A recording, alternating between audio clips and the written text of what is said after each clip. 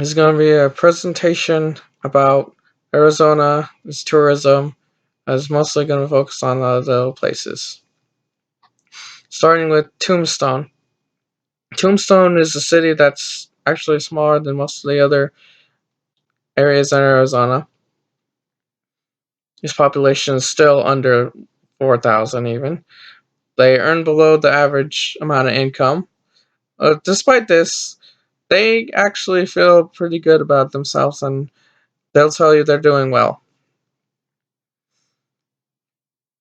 One of their highlights is the OK Corral gunfight. They have a space where they closed it off and put bleachers up and everything where they show you exactly where that happened. It's 127 years ago now. Wyatt Earp and his brother, they went looking for some really bad guys, and they had a connection. They had a guy who knew where the bad guys were, and they were hoping to catch them, but the person who was supposed to be the connection betrayed them.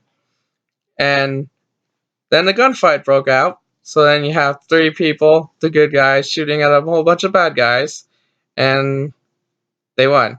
Um, they got injured, but well, not all of them. Some of the bad guys got away, but three major ones got caught and actually are buried in the Boot Hill Cemetery now.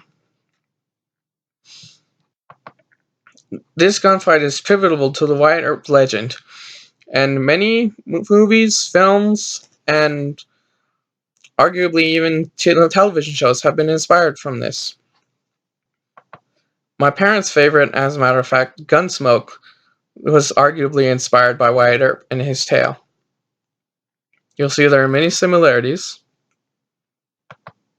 I mentioned the graveyard, the Boot Hill Cemetery.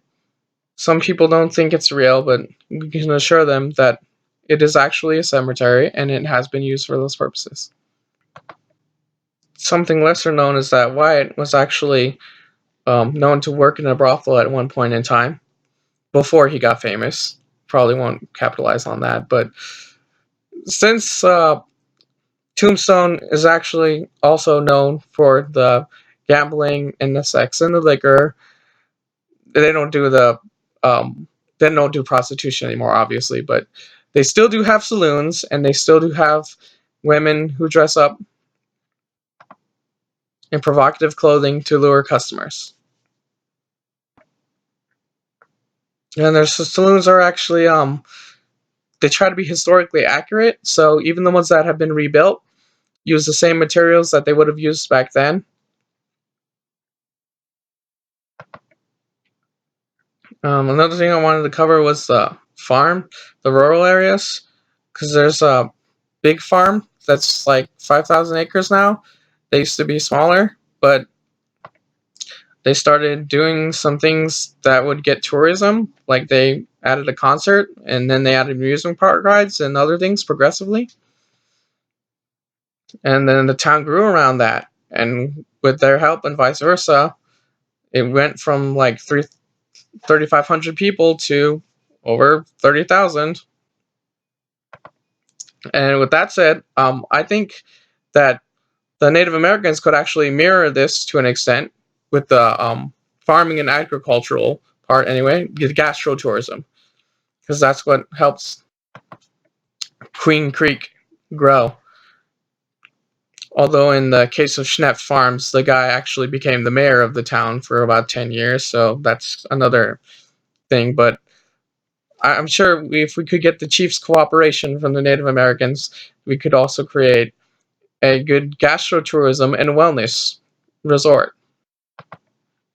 Particularly, I was thinking the Mojave Indians, because they're known for agriculture, and um,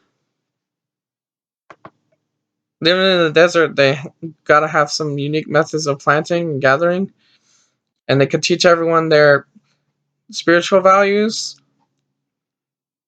as well as the history, because every tribe has its own unique beliefs about the world, even though they're kind of similar sometimes. And then in addition to all the things that they can teach people and the gastrotourism potential, they could export like shampoos, soaps, and the food, and this would produce more jobs for them, which would allow their community to grow.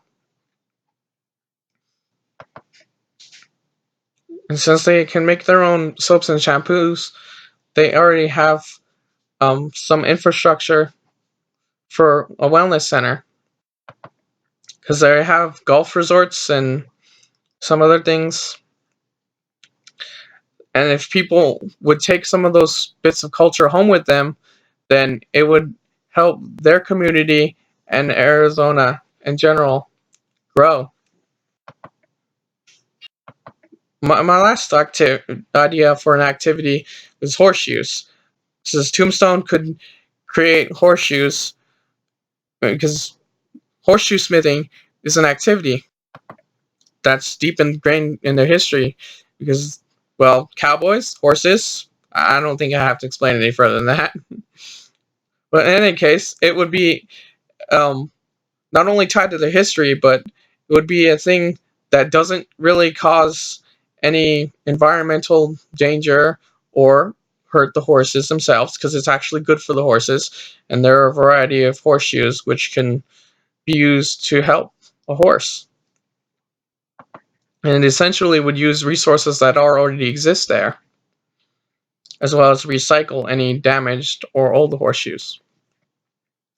And then on top of that, they could always throw in some specialty horseshoes. Like, say someone wanted to take one home, they could create one that has like stars or some sort of little ornamental attributes to it. And this would be the part where I ask people if they have any questions or if I need to explain anything further. Thank you.